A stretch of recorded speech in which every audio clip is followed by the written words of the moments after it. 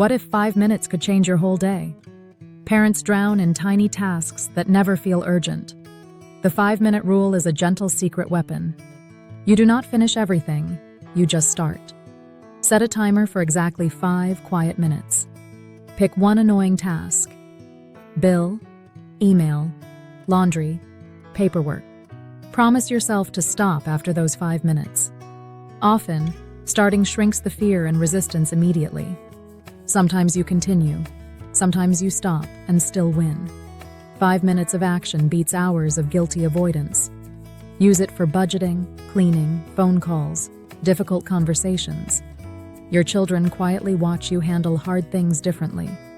You show them progress matters more than perfect motivation. One small 5-minute start can reset a whole evening. Begin today with just 5 minutes of courageous action.